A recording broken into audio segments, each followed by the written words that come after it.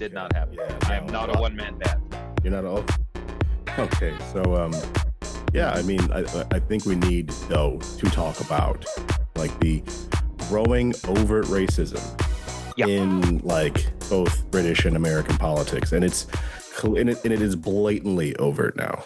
And it's just been incredible to me, like, because I mean, on the one hand, it feels like the slow and steady progression that I've been seeing my entire life, of like people almost always, but not entirely, but almost always on the right wing, saying things that are clearly intended to be understood as racist, Yeah, but just shaded enough towards like, you know, not being officially about race that they could then claim, oh, you're just calling us racist because you have no other cards to play. the race card. Yeah, Right, exactly. Playing the race card. And the thing is now it's just no longer necessary. They no longer even have to dog whistle. They no longer have to like tie it in as like oh no, this is just, I'm just telling them the truth, about a policy and not about race. And now they're just like, nope, we're white supremacists. Flat out. yeah. That's what's so.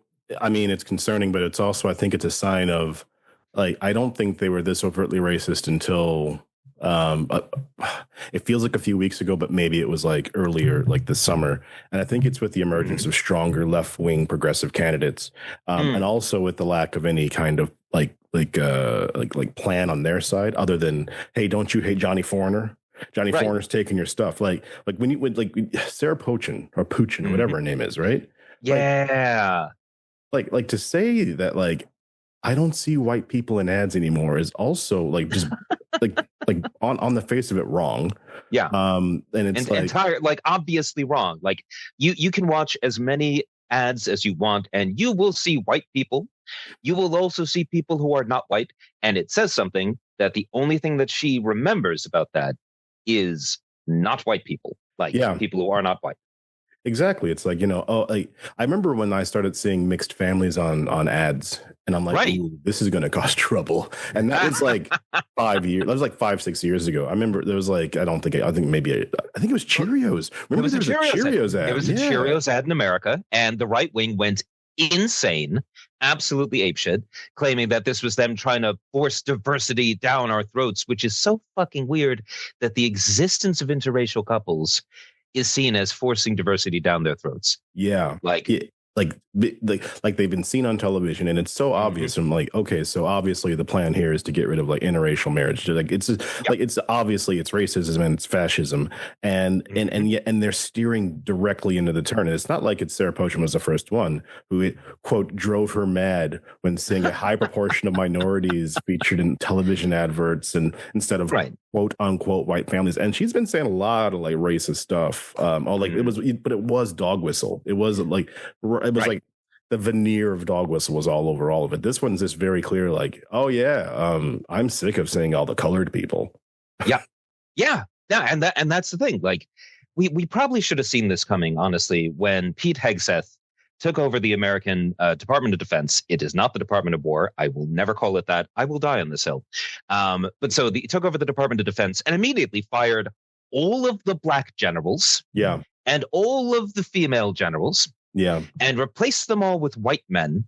And then claimed that this was about merit. Because if you look at Pete Hegseth, he is the least qualified man who has ever been Secretary of Defense. He is an utter mediocrity of a human being. He is the opposite of qualified for his role. So all the talk about how, like, bringing in women and diversity hires, it's really just a means of like reducing competence. And it's like, no. They're there because of merit. There because of merit. And also they overcame a shit ton of like, asshole bigotry by people like you to get there. So they're better at the job than you, Mr. Mediocre White Man. I'm sorry. Yeah, who used to be a host on Fox News in like the weekend and then got thrown. He was qualified for that. I will say that about him. He was qualified to be a weekend host on Fox News. I think he did the job admirably. He is not qualified to. You've thrown him the biggest of bones. I have. But to be fair, I think that a weekend host on Fox News should be doing things like engaging in an axe throwing competition, missing the target, hitting a guy playing in a military band. Hitting the drummer. Hitting a drummer. Yeah, I think that is exactly what part-time Fox News anchors should be doing. in the ideal platonic sense. So I think for that he is qualified. Yeah, I mean, bringing it back over here just for a second, because mean, it's becoming very overt in America as well. But like, I mean, it's been going on for a while. But like the defense now, it's like there's not even the people aren't even trying to defend it. Like Farage got cornered at the grooming gang debacle that he was running. I saw that. Yeah. Which we will talk about later. But like he was asked, like everyone asked him, like, was it racist? And he's just like, I mean, what is racism? I mean, like, sure, she said that she was really upset seeing people of color on television and no white families, which again is demonstrably false. But what is, and I'm sure she didn't mean it in that way. And I think Pochin came out, like, I think the next day or whatever with like an apology. If I happen to offend anyone, it's I'm sorry, but well, that's the thing. They're still in stage 3 Trumpism. Stage 4 Trumpism is when you respond by doubling down and attacking the people who would dare to even raise such a ridiculous question in the first place. How dare you say that when I said horribly racist things, that I was saying a thing that was racist? Which brings us to America. I'm sorry, everything always comes back. It's because America is ground center for the white supremacist bacillus that is spreading into this country. I'm sorry, Britain. I'm sorry. This kind of sucks that America's done this to itself, and now it's doing it to you. I don't know. Like, I think that America is like the bullhorn, but I don't think the financial energy is coming from America. I think America is the conduit through which the energy is being directed. I'll leave it at that right now without taking off my conspiracy hat. Probably for the best. Yeah, probably for the best. I've been looking at because I'm still on Twitter. I don't post or anything. Like I've said many, many times, I was on Twitter, but I don't post. And the rhetoric against Zohran Mamdani is it's like the 1960s out there, only for a Muslim.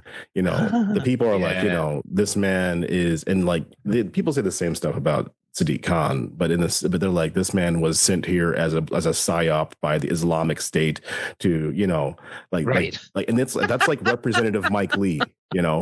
That's not like some. That's not like he's some a constitutional scholar, don't you know? He would never say something outrageously, obviously racist and bigoted, just for clicks, just for the clips. But it's like there's not even like I remember back when Obama was running and that famous clip of McCain and this lady's like, I don't like him. He's a Muslim, and then McCain pulled the microphone away from him. He's like, no, he's a good man.